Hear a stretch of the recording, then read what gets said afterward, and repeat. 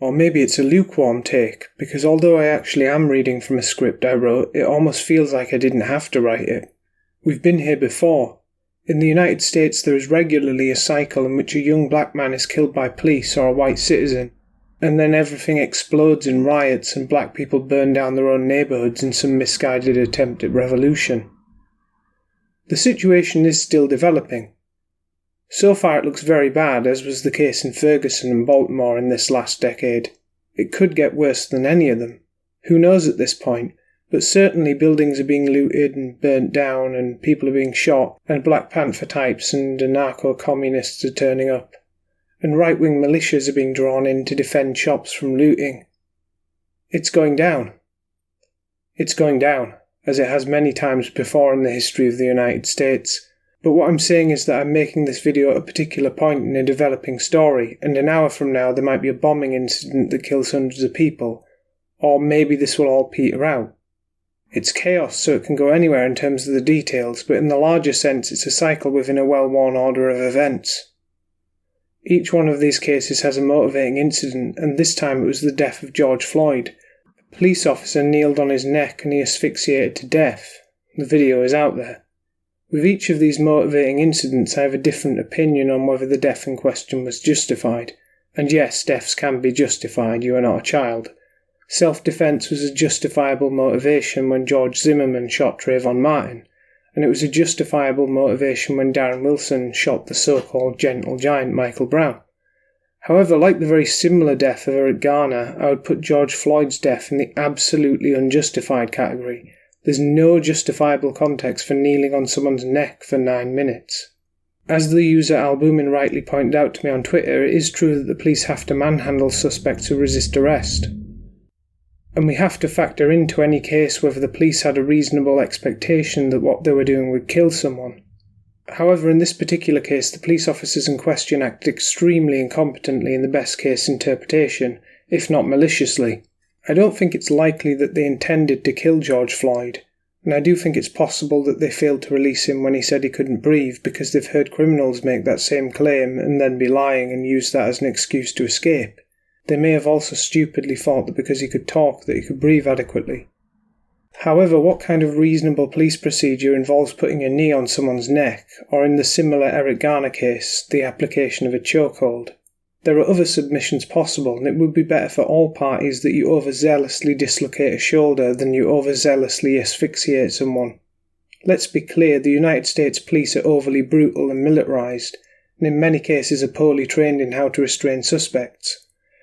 There's the noble officer of the law, and then there's the fear and rage monster who's still screaming, get down, while he's pumping bullets into you.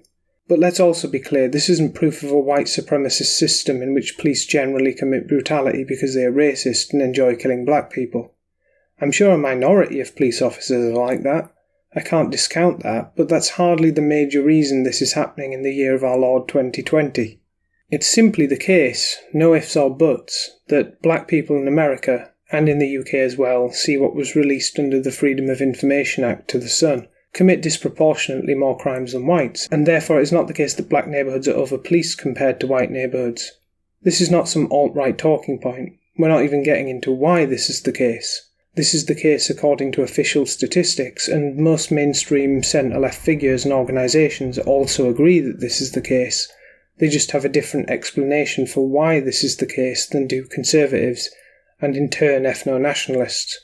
Now, there are some crazy Tariq Nasheed types who think that white men are going into the ghetto wearing black men masks to commit crimes, but most academic leftists instead believe that it's poverty and the legacy of slavery and perhaps modern implicit racism that causes the crime statistics to be what they are factually. Conservatives believe it's the breakdown of the family and the welfare state. White nationalists and other varieties of reactionary may believe that it's mostly due to genetics. Of course, you can believe any one of these things without believing in the solutions of any of these camps, but all I'm establishing here is that it is what it is, and that black people don't get killed more because of implicit police racism. They get killed more because black communities have more crime, and therefore the police get involved in these communities more often, and since the American police suck in general, the abuses of police power generally fall onto black people. This means it's a hard-to-solve problem because one thing enables the other. The criminal black youths in these neighbourhoods in many cases attack people and then attack the police and end up getting shot because they were trying to grab an officer's gun. Exhibit Michael Brown among other less well publicised cases. Then in other cases, roid-headed cops lose their shit and strangle someone or brutally beat them at the slightest movement or body language they interpret as resistance to lawful authority. Exhibit George Floyd among others. So you can see why one thing enforces the other and everyone is on edge. The cops suck and the community sucks, and the community sucking makes the cops suck, and the cops sucking make the community suck, and then you're trapped in the fucking suck zone. It's a problem of a higher crime demographic meeting a shitty police institution. Both sides suck, and no, I don't mean black people suck in general, or that we should abolish the police. I mean that the relevant communities and institutions are completely fucked. Yes, I am both sidesing this shit. I'm not trying to placate or virtue signal some kind of ethereal moderation. I genuinely believe it is this way. Deal with it. So if it's a problem of bad police and bad culture, that would mean that the police have to do some soul-searching, but also black communities have to do some soul-searching about why a small percentage of young men belonging to a community that is 13% of the US population commit half of the entire amount of a number of egregious crimes. It's a meme at this point. 13% do 50. There's some rounding going on there, but for homicide, this is what the Department of Justice reports through successive years. Of course, no one wants to blame their own community, especially when it actually is police brutality which is instigating the incident in particular, which means that the issue gets racialised in a political sense. Since the disparate crime statistics are ignored, the police brutality is recontextualised as racism, and then things shift from being about police malpractice to being about the white supremacist system more generally. Then white people get targeted in racial revenge attacks. It happens. This in turn makes race relations worse because much like politics, even if you claim not to care about it, it still cares a great deal about you.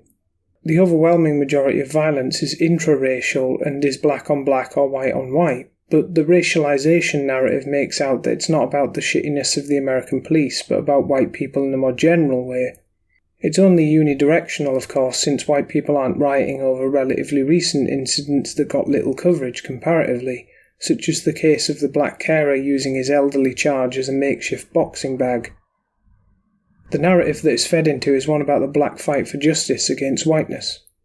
The riots become recontextualized as uprisings, and the hearts of the leftist academics sing, but in the end nothing is left but disillusionment. We've been here before, many times. I don't know how you can fix it at this point, but I am suggesting that the protests against the police should be deracialised, and that police practices be reformed so that kneeling on necks and chokeholds are not allowed restraint procedures, and that the mindset of being at war with the public changes. If things swung in that direction, I bet there wouldn't be as much reflexive opposition. For now, we know what's going to happen. People are going to have the usual debates about race while a city burns. Some Black Panther type might shoot some cops. Maybe some right-wing militias will shoot a black kid.